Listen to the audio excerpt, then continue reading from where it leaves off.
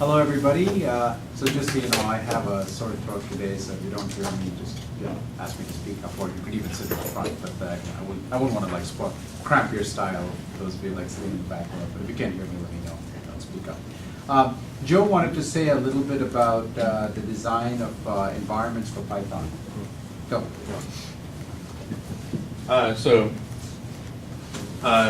Over the course of the design checks, I got convinced of something.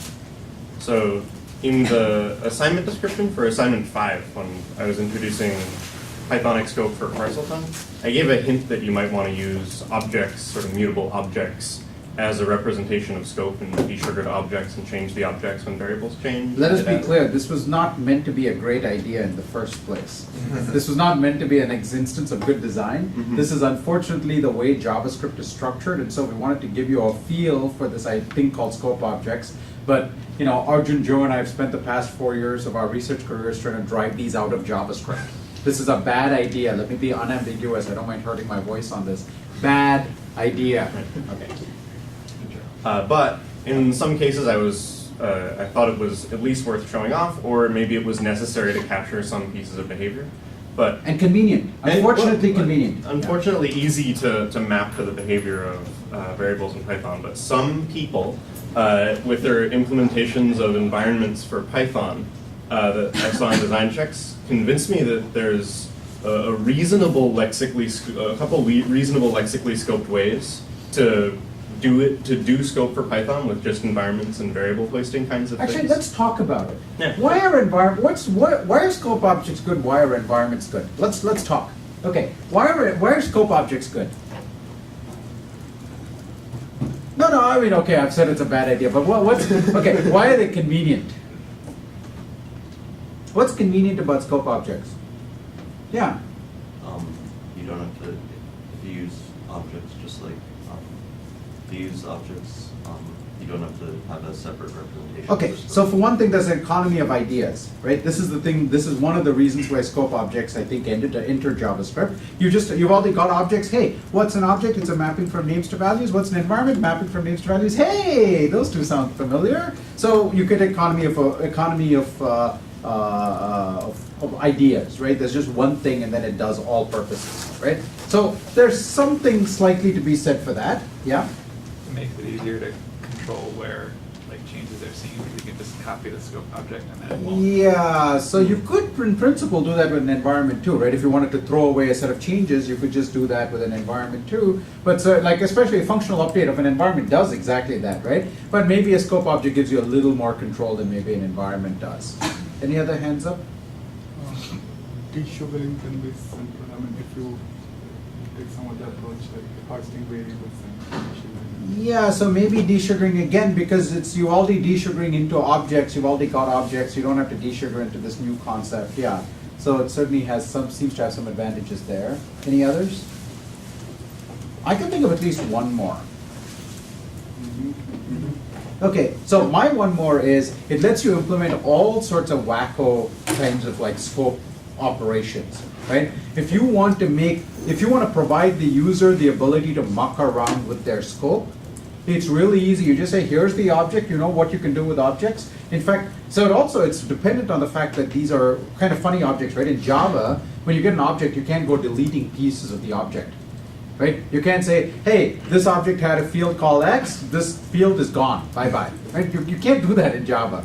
So given that you already have objects that are highly pliable, you're allowed to randomly delete things from them, well then you can just give them the scope, and now if they delete something from that scope object, well it's gone from the scope, right? So if you want to give people all sorts of clever operations on scope objects are great for that, right? If you already have these pliable objects. Did you want to say anything else?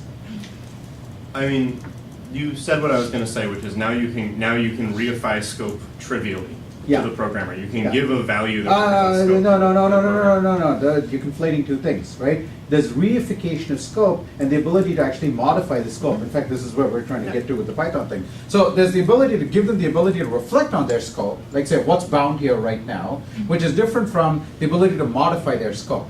Now, I hope by now in this course you've come to realize that the ability to kind of modify scope is not such a great idea, because what happens? We lose lexical scoping, right? If I can go and delete fields, what is here as, okay, so this sounds like a theoretical, like, angels dancing on the head of a pin thing, like, okay, lexical scope is kind of nice, but as a practical working programmer, what kinds of things do you lose? If I have the ability for my program to dynamically change scope, what kinds of things do you lose? Type checking. Type checking, even simpler than that. I mean, you could say, well, JavaScript, Python, there's no type checking anyway, so you didn't lose anything, right? You lost something you didn't anyway have. So you're absolutely right, but even simpler, what's the even simpler thing you lose? Yeah. So the ability to verify correctness, like whatever you want to write to, that's actually. Yeah, but I mean, that's what you're programming in Python, JavaScript, man. You long since gave up on that. Yeah. Yeah. You mean you leave your verbal points to? Yeah, like your IDE no longer works. You can't have an IDE for these languages, right? I mean, what's everybody now lives in a world where most IDEs give you like little squiggly red underlines, right?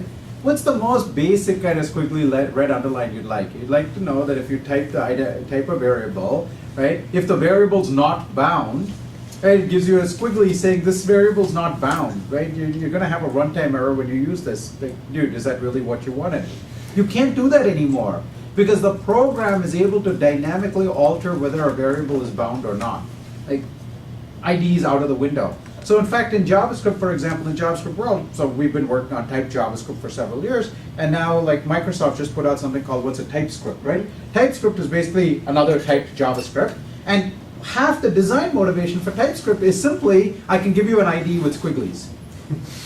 Right? Because otherwise I can't give you green and red squigglies. I can't tell you anything that might be going wrong because I have no static knowledge whatsoever. Right? I either have to grossly under approximate or grossly over approximate. I mean, you can grossly over approximate, right? You can put a red squiggly under everything. Not very useful. Or what currently happens. Sorry? Put a red squiggly under the whole language, yeah. JavaScript with like a red squiggly. That would be awesome. JavaScript with like a red squiggly, yeah. Or you under approximate, you just don't put red squigglies under anything, and then you don't get a useful ID, right? So at the very least, if you allow programmers to dynamically change their scope, you can't even get like the most basic IDE features out of it, right? Just like you see, Dr. Racket also tells you like this identifier is unbound. It won't be able to do that. Okay. So and then all the other things like type checking and the ability to analyze whether your program's doing the right thing. All of these things go out of the window. So this is where the danger is if you just expose this environment as a scope object and make the environment be things that you can arbitrarily modify. So if you want to preserve this behavior, that objects are things to which you can randomly add and delete things, I'm not even sure that's a good idea. We'll get to that in about a week. But if you want to preserve that behavior, then it maybe doesn't make sense to also make your environment be one of those kinds of things. Okay? Yeah. So now let's talk about why the environment's a good thing. Why is the environment a good thing? Well, sort of the opposite of all the things we talked about, right? Like you wouldn't be able to write a type checker or a conventional type checker if you didn't have a type environment, right? If the environment was some randomly dynamic object, you wouldn't be able to do any of these things. Right? All the things that we've been talking about have implicitly assumed that we have some notion of static scope and what is bound and what's not bound we know about, right? All of those things you lose. So that's why for your Python semantics, it'd be nice if you had some notion of an environment. Right? If you tried your hardest to push yourself in an environment direction. So so folks actually had the whole spectrum from I just have an object that's bound to a special name and that's my scope to clever encodings of environments over the design checks. And most folks who had either mutable environments or object-looking environments, I said something like, that it would be better if you didn't have to do that, but I'm not going to stop you from doing it. I still don't think we'll hard stop you from doing it, but you should not. Please try not to. Yeah. Yeah. So that's really all. Especially because if you want to then take your Pythonic scope and if you want to take your your pseudo Python, I don't know, it's like a little Viper or something, maybe not a full Python, but if you want to take your little snake and you want to add say types to it, maybe that's like a fun project to try over winter break is try to add type checking to it. Well, you're gonna suffer pain if you didn't have environments. So, think about having environments. Okay. And for those of you who are trying to go for the whole hog, go for glory, you really want to have environments because it's going to make a lot of other things nice. Okay.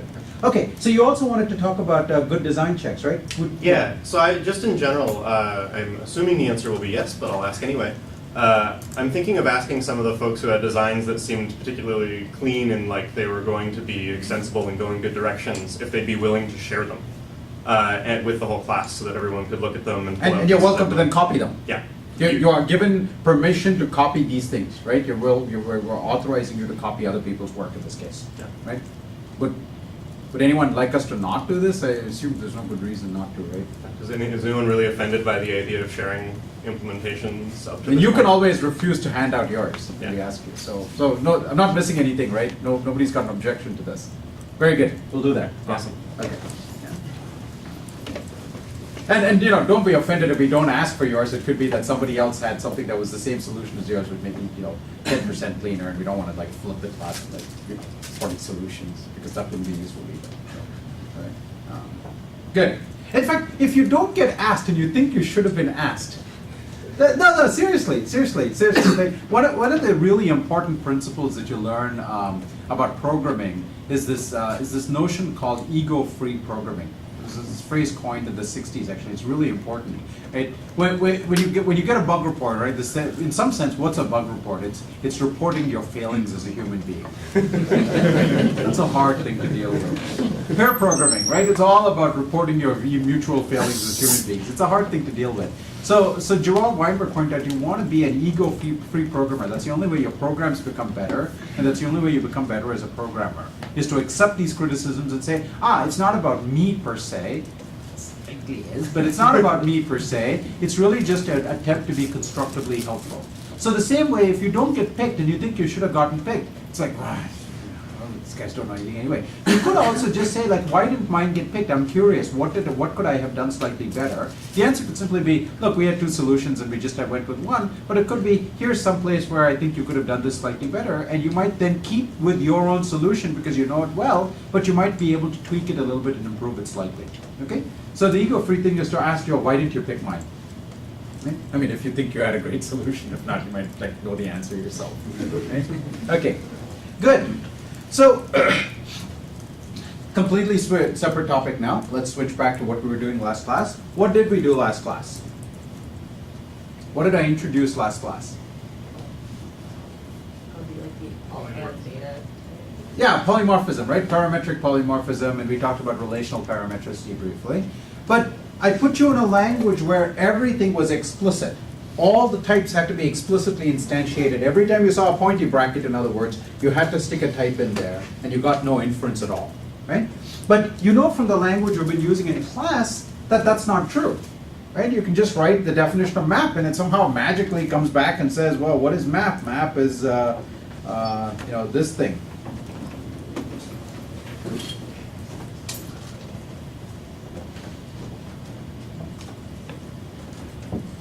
It just tells you that without you having to write any type declarations. Well, that's pretty awesome. That's pretty amazing. How does it do that? So this class and next class, I want to tell you how it does that. Okay? Let's do this bottom up by doing a few examples. Let's start by writing, here's an expression.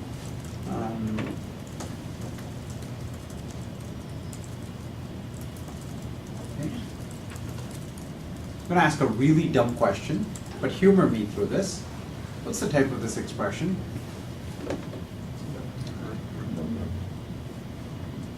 There's no trick, by the way, there are no trick questions here. Like today, there will be no trick questions, okay? I'm going to ask dumb questions that sound so dumb that you'll think there's a trick question, but they're not. What's the type of this expression? Number. We all agree it's number, right? Why is it number?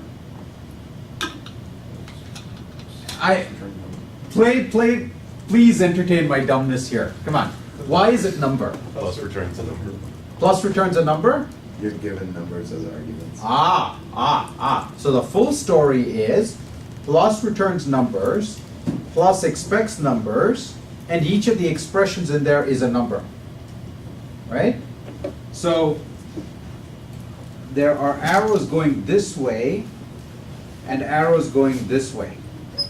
Right? The arrow going this way, the lower arrows are, I expect you to be a number, The arrow going this way is I will produce numbers. There's actually two more little arrows. Yeah. Numbers are numbers. Yes, exactly. There's an arrow going this way that says what? I am a number. I am a number. Right? This says I am a number. I am a number. I expect a number. I expect a number. I produce numbers. And there's no other expression. And now we sort of throw all these into a bag, shake them up, and we find that, yeah, these two match up, these two match up. This one has nothing to match up with, but because everything else matched up, we can conclude that the whole expression is number. Right? Now, this is a very top-down, you can view this as a very top-down process, right? I come to type check this expression. To type check, remember our function TC? To type check this expression, since it's a plus, I have to make sure that each of these, well, let me calculate the type of this, it's number. Calculate the type of this, it's number. Is this number yes? Is this number yes? Therefore, the result is number. Right? That's what the type checker did. It was a recursive descent top-down thing that at every point knew what type it was looking for, calculated the types of sub-expressions, and checked. Okay? That only worked because we had type annotations. Right? If I get to some variable x, how do I know what its type is? If I get the expression,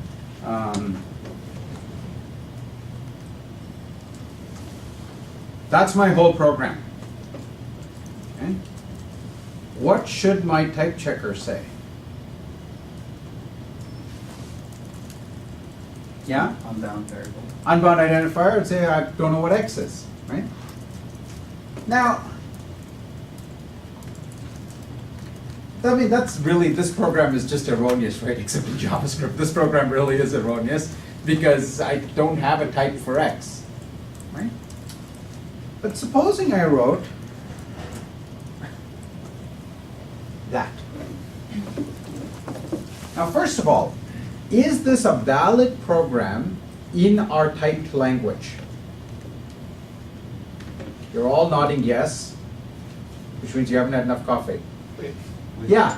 by our type language, you mean PLA or what we've been I'm doing? sorry. Yeah, good question. In the yeah, good. Okay, maybe that's why you're all nodding yes. In the language we're implementing the type checker for, is this a valid program? Why not? Because? Do you have to type the lambda? Yeah. So I have to say I'm missing like some sort of colon something here, right? I have an unhappy colon because it's absent, right? So I need to say some sort of colon over here to say that's the thing that needs to be there, right? That's the type that needs to be there. Then I can type check this, of course. So when we do type inference, there's this common, people sometimes like to say, well, like ML is defined with type inference, right? Or Haskell's defined with type inference. I think these are faulty statements because it's not even clear what type inference means in the absence of some underlying typed language and some absence of some underlying explicitly typed system. So the right way to think about type inference is, look, it's a convenience that is given to me by my programming environment. Okay? I have an explicitly typed language. I'm required to write colons in all the places I've been required to write colons until now. But instead of saying colon and giving an actual type there, I'm allowed to say colon blank. Okay? And then something, the type inference algorithm that we're about to define, is going to go in and fill in those blanks for me. Well, if I'm allowed to say colon blank, well, then I might as well not even bother writing the blank. Well, if I'm going to write a blank, I might as well not bother writing the colon. And so I get a surface syntax that looks like I have no type annotations. Okay? But type inference is only meaningful if you can define it in terms of an explicitly typed language. So the language sitting underneath ML, the language sitting underneath Haskell, the language sitting underneath PLAI type, all of these languages are explicitly typed languages where every one of the binding instances has an actual type annotation on it. Okay? It is merely a convenience. Think of it as a really super duper programming environment, okay, that will actually go off, figure out these things, magically slide the characters over, stick a colon and stick a type in there, and do it so subtly that you don't even see it at the surface of your programming environment. Okay? But if you hover over this, it'll tell you what the type is. And that's how you know that deep down underneath it's actually got a colon and a type next to it. Right? But it's done by hovering rather than by sliding characters over in your editor. Does that make sense? That's what we're trying to do. We are trying to build this engine that will go off and fill in the blanks for us wherever we've left blanks. And it's going to be a really cool engine because we can leave out all the colons and they can all be blanks. And still it's going to work. Okay?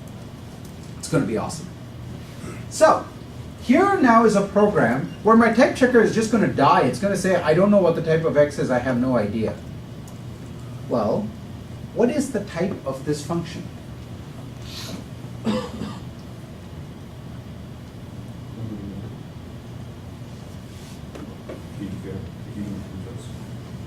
What is the type of this function?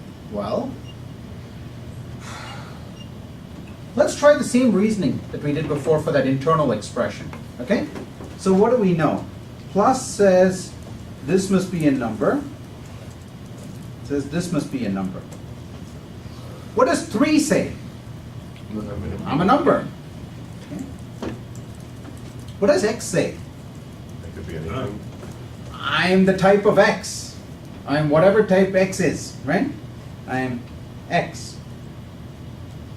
Okay? Is this set of arrows, so earlier we had this set of arrows, and it was clearly consistent, right? Everything matched up.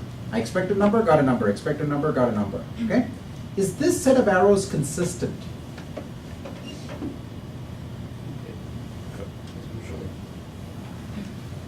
Yeah, right. So people went from doing this to, it's not inconsistent. Right, so we're in a 3-valued world, maybe, you know, there's consistent, inconsistent, and is not of inconsistent, not of not inconsistent, consistent. Well, so we're in a funny universe, right? It's not inconsistent, and we might as well declare that not inconsistent is consistent, right? Except what I've done is I've said, look, I mean, so what is this going to produce? Well, it's going to produce a number. It's going to produce a number if all of the argument stuff matches up, right? And I don't yet know what the type of X is, but I know from this pair of arrows over here that the type of X had better be number. The only way this can be made consistent, is if X has type number. Otherwise, these arrows are going to clash. Okay? So now I can basically sort of, I've got this blank sitting over here, right? And what I can do is I can say this arrow over here forces me to say that this must be a number. That's the only satisfying assignment for blank that is going to make this whole thing consistent. Okay?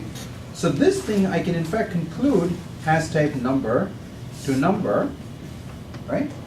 And it could be that if I pass it something other than number, well, you know, that would be a type error right there, right, at the point of use. Yeah?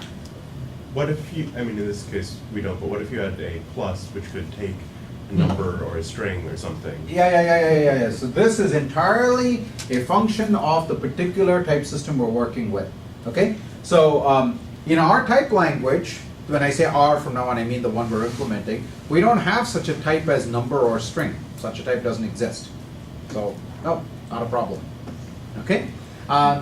I will talk in about 2 or 3 classes about such type systems, especially when you get to like, you know, scripty languages, you need such type systems. And you can do inference there too, right? I mean, you just, well, we'll talk about that. It's a good question to bring up again in like, you know, a week or so, okay?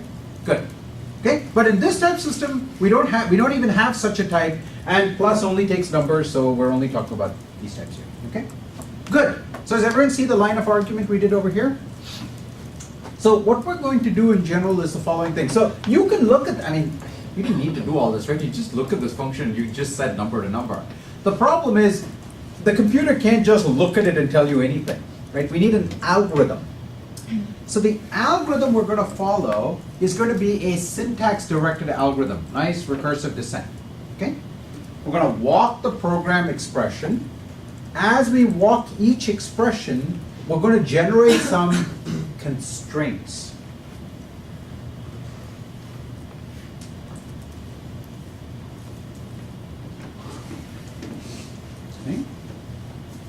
say this thing, this expression depends, the typability of this expression depends on the following constraints. This must be equal to that must be equal to this must be equal to this other thing, and if all of those things are satisfied, then this expression is typable. Not only is this expression typable, we can even figure out what the types of each of the expressions are, and then we'll be happy. Okay? So this class we're only going to talk about constraint generation. Next class I'm going to tell you about how we're going to go about solving the constraints. But if you want a real quick hint, think kind of like Gaussian elimination. Yeah? So maybe this is stepping ahead, but how do you decide who's wrong? So Oh, that's $1 million question. because it comes up from the bottom or the top, and then like Yeah, oh, that is a great question. and then like imagine yeah. you were using that and you passed in like a string, and someone just changed the plus to something else, and then like. Well, that maybe we're going a little too far there. But the problem with errors is now a real problem because it's going to turn out that what used to be an error was we just went top down. We had a specification, right? We wrote colon something. That was our specification. We assume the specification is correct. We start traversing the body. And if we ever get something inconsistent, we say you violated the specification. Problem solved. Top-down recursive descent. Okay? Now, a type error is going to be failure to make all of these constraints consistent. And, I mean, you've seen the type error messages you get in this line, PLAI type, right? They're lovely. Oh, that's what you get. Okay? There's actually a very active line of research in trying to figure out how to make the type errors better. But notice I just said line of research. Okay? A, I said research, and B, line of, which means we're not there yet. Okay? Yeah. Okay. Let's try out a few more expressions, shall we? Let's take another nice and simple expression. Let's say I have a plus 4 plus 5, 6. Okay? I just want us to walk through the mechanics. It's a very mechanical process. It's just an algorithm, so it's just pure mechanics, but I want us to make sure we understand the mechanics. So, what are we going to be able to, what are the constraints we're going to want for this program here?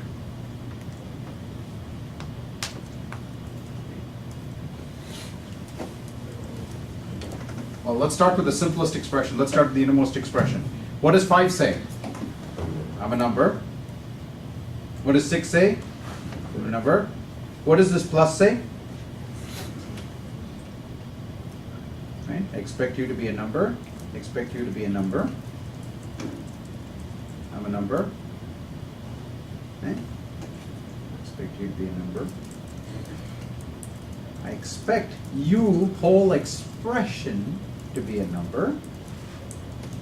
And plus says, I, the whole expression, am a number. Okay? So the point is, this works even when we have, deeply nested recursive expressions. We just generate constraints. So when we get to a plus expression, we generate a constraint saying, I expect my first sub-expression to be a number, I expect my second sub-expression to be a number, right? And I produce numbers, conditionally, assuming these things are true. If it turns out they're not true, in the process of reconciling all these constraints, we'll find out that it's not true, okay? But I can just assume I produce numbers because I've made this assumption about my sub-expressions. And then we did the same thing over here, and these things over here matched up to make sure that the sub-expression, the compound sub-expression, is really treated no differently than the atomic sub-expression, okay?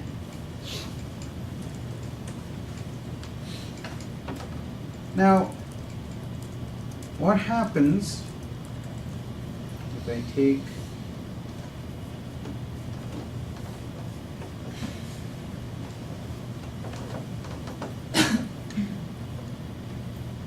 remember, our goal is every bound instance over here, we have to fill in the colon blank, right? Okay, so now I have this program over here. What can I conclude?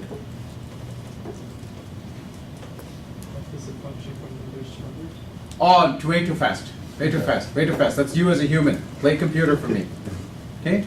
So, what do I have? I have a lambda expression, right? So immediately I know that the type of the lambda expression must be something arrow something. Right? Okay? which something to which something? What goes over here and what goes over here? Not number, no, you're thinking ahead. Huh? Type of F, right? Type of the body. That's right. Right? Where does that go? The second one. Yeah. All I know is that this must be that expressions type, whatever that is, to be determined, right? We're going to recursively determine it. But all I know is whatever type the body has, that must be the return type.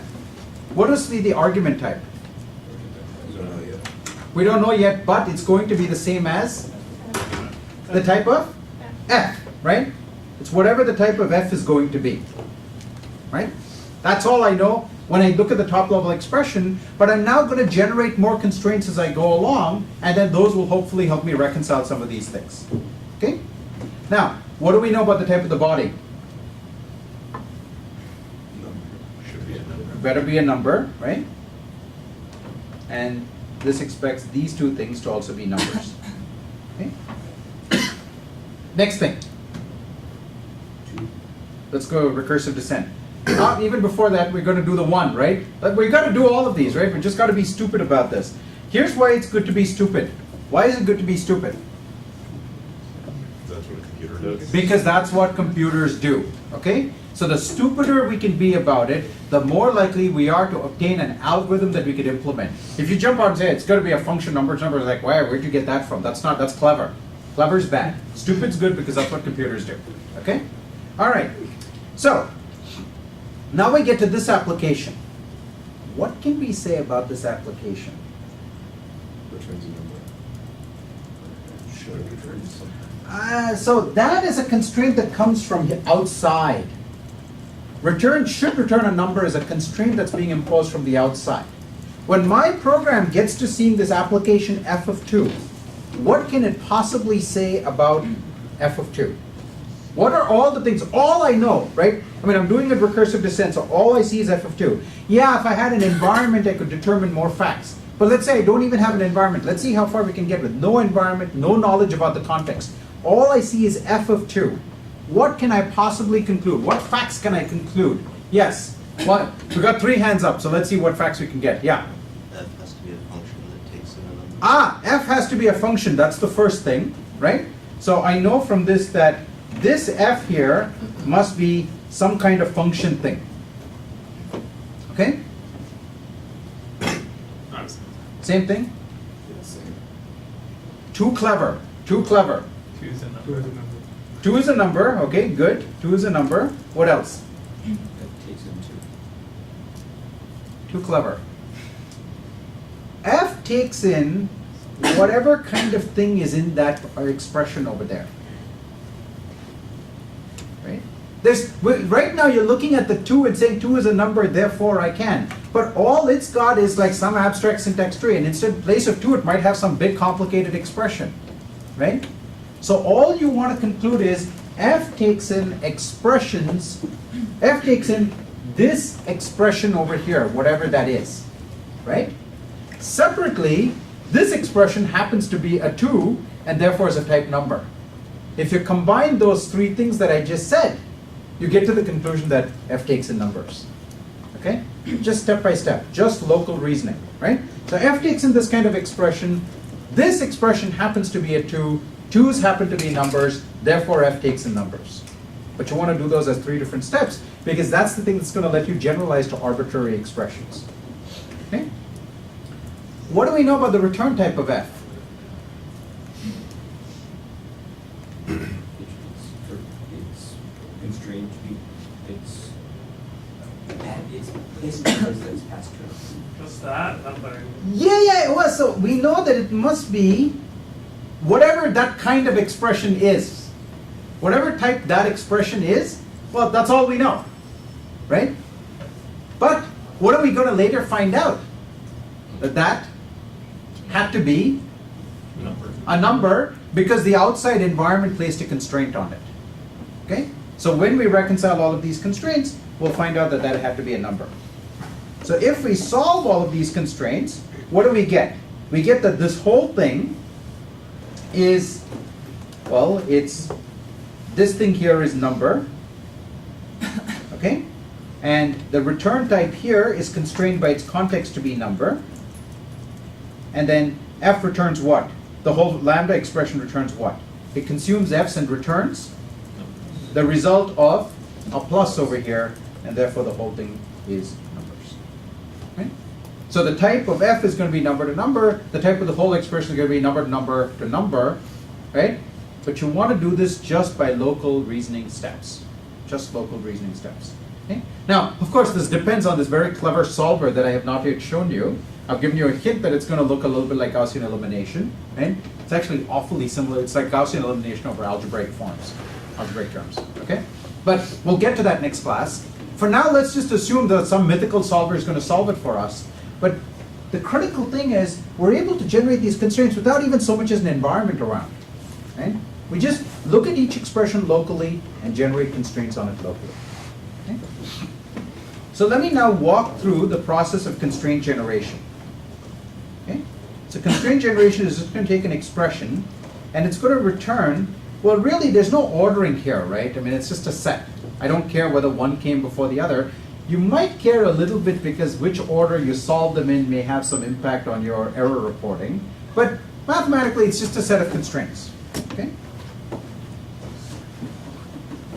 And we'll build this up bottom up. We'll just write down what we know for each kind of expression, and from that we'll try to determine what constraints are based on that. Okay? So if I have an expression E, which is of the form, it's just an identifier. Okay? Yeah? But we need to be sort of clever to like tag everything of where it corresponds to, right? Let's see. Let's see. Okay. Okay? So I've got some expression E, whose form is that of an identifier. Okay? So type case, E is an identifier. What can I conclude just from that?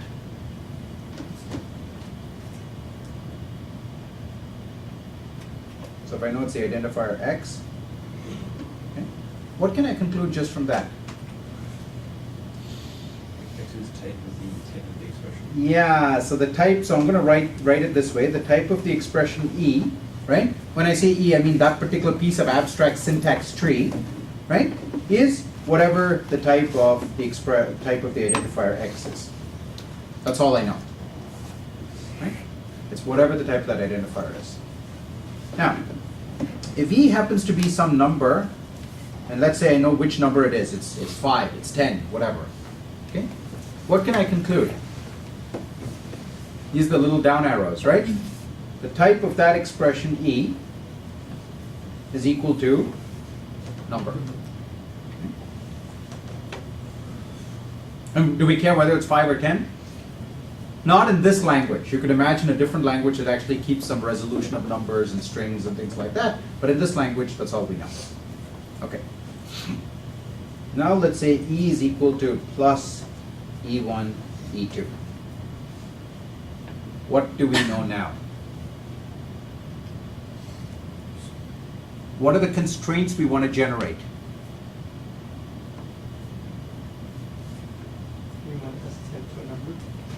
The type of the expression E1 had better be number.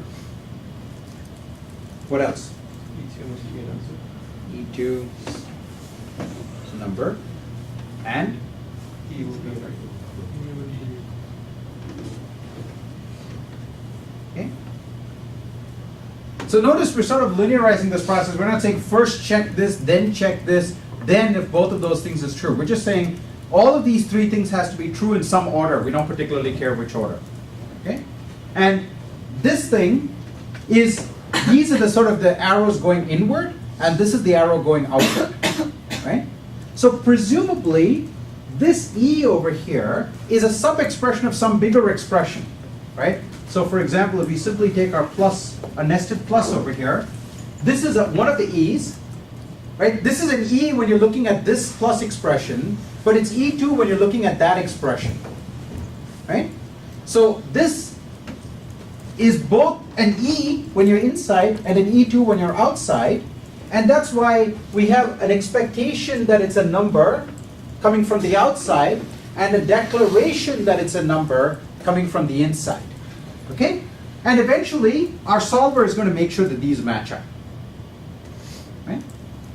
So we're going to generate a constraint saying I produce numbers, another constraint saying I expect numbers. And so we're not bothering to produce and expect, we're just saying they better be equal to number. Okay? So we're just defining equality constraints. The type of this had better equal number. The type of that had better equal number. That's it.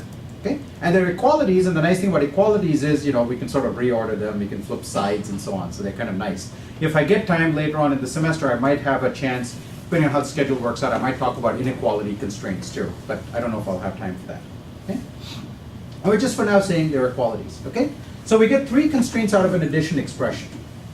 Okay? What about multiplication? What's different? Exactly nothing, right? It's just the same from the point of view of a type system, and this type system anyway. Addition, multiplication are just the same thing. Okay.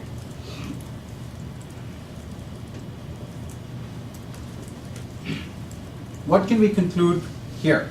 What are the constraints?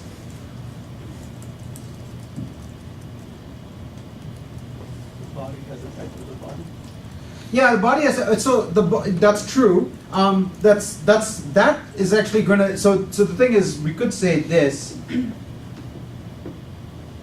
but that's kind of vacuously true. So it's not worth generating, right? Okay. So true, but what else do we know? Yeah. He has type of body. Be more precise than that. What do we know about the type of E? He has a type of body. Function of body. It's a lambda expression, therefore it must have a arrow type. Exactly. Must be some arrow type. Okay, yeah? From type of X to types of B's. So it's from type of X to type of B. Okay? And then we're going to recur into, so this is telling us what the constraint is for this expression, and the assumption is we're then going to automatically recur. So we're going to sort of fold over the entire tree. Okay?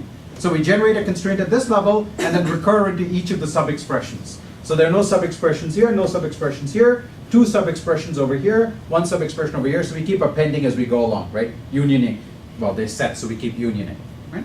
So we do this, and then union this child, union that child, we get a great big set. Okay? So that's all the information we have for lambdas. Finally, we have one other kind of expression, which is a f applied to some argument. Yeah? If we're gonna keep unioning, then we need are we assuming that like the hygiene is taken care of? We're assuming that we're actually assuming that identifiers are all unique. Okay? That's kind of an implicit assumption here, that all the identifiers. But if we have a language with lexical scope, we can walk it and generate unique identifiers for everything. If we don't, you can't. Why can't you do that? You don't have lexical scope? Because you don't know they're being bound. Because you don't know which things are bound, and you might introduce an identifier later that captures that was previously unique. So all that's wrong. Good luck. Yeah. So no squigglies. Okay. F of A. This one's going to look a little different. It's a little subtle. It's not very subtle, but it's slightly subtle. Yeah. Type of F equals arrow from. So let's write it down. So type of F, equals Arrow function from type of A to type of G. type of A to Type of B. yeah. Why is it slightly subtle? E equals. Exactly. Everywhere else we had E equals something. This one, the E goes inside, right? So the type of the function must be, it consumes something of the argument type, and it produces something of the results type. Okay? So what is our constraint language here? Well, wouldn't we still need to specify what the type of E is? I mean, it's kind of self-referential, but in all the other ones, why don't we need to say something about type of E? That should be. Because you're recurring on. Yeah, because I'm just looking at a local expression. Presumably, in this case, actually, the type of E would have come in from the outside, right? Like if I had a +1 f of 3, right? Like let's go back to, I had that example up here, right? Somewhere up here. Didn't I? Oh, no, right there. Oh, yeah, right there. Okay, so plus 1 f of 2, right? So at this point, all I know is f is something that consumes something of this type and produces something of this type. So it's an arrow type, okay? And the context is the thing that generated some expectation on what that expressions type is going to be. In this case, that it's a number. But I'm just looking at this one little expression here, okay? So notice the beauty of constraint generation doesn't even take an environment. It just takes expressions and produces sets of constraints by unioning. Okay? Okay? Good. So what are our constraints? Our constraint, one constraint is an equality between two pieces. And what kinds of things can go over here? Well, it could be on either side, right? They're interchangeable because they're qualities, so they can be, right, symmetric. So there are 4 kinds of things we've written down. It could be an identifier or variable, right, like x. It could be an expression, right, one of those abstract syntax tree nodes. It could be number, and it could be some arrow type constructor. Okay? Now in general, this one can be all of the base types, and this one can be all of the constructor types. Right? So this could be like, string and bool and so on, and this can be, list of, vector of, etc., etc. Okay? So I'm just giving you one base type and one constructor type, but in general, all of them, the algorithm we're going to see, the algorithm for constraint generation doesn't care, right? It would just generate, like double quote x, it would generate string. If it's not true, it would generate bool, and so on. And it's also perfectly happy to work with, cons and so forth, right? And tomorrow's constraint solver is also going to be happy to work with the general language where you have any set of base types and any set of constructor types. And I've just got one constructor for simplicity. Okay? So here's our constraint generator then, right? It's going to take an expression, not even an environment, just an expression, walk it recursively, visit all the sub-expressions. For each one, it's going to generate constraints according to this rule, and it's going to union up all of those constraints and give me one big bag of constraints. And as we solve the constraints, either we solve them consistently or we find inconsistencies. If we find an inconsistency, that means we have a type error. If we don't find any inconsistencies, we're good, and we'll talk about what that means. Yeah. Sorry, when do we put an expression on the in a constraint? You mean like this one here? Yeah, because that's one of our base types, not an expression, right? This is So the that's expression. the expression. Okay. That's the expression right there, right? We're saying the type of this abstract syntax tree node had better be number. Okay. The type of this abstract syntax tree node had better be number. The type of this entire abstract syntax tree node is going to be number. So you just pop the whole expression in there? That's right. Right. Yeah. So you said that the identifiers have to be unique, but don't the actual syntax tree nodes all have to be unique? Oh, syntax. Equality here is a funny thing, right? Because we mean structural equality, except we mean equalness for the syntax tree nodes. So that's why I'm actually using syntax tree nodes. Because if I have the same expression in 2 different places, like literally the same syntactic expression, f of a, right? It doesn't mean that actually, yeah. So that's why I have the extra syntax tree nodes. Those are eq and everything else is equal, so it's a funny notion of equality. Structural up to the syntax tree nodes, which are eq. Okay. Good point. Okay. Other questions? Good. Next class we'll talk about how to solve these things and what happens if we have too many constraints that are inconsistent, what if we have too few constraints, and a really, really, really cool property that you get out of the solution. Okay. Go read the book as well, because I talk a little bit about what erasure means and what constraint solving actually means.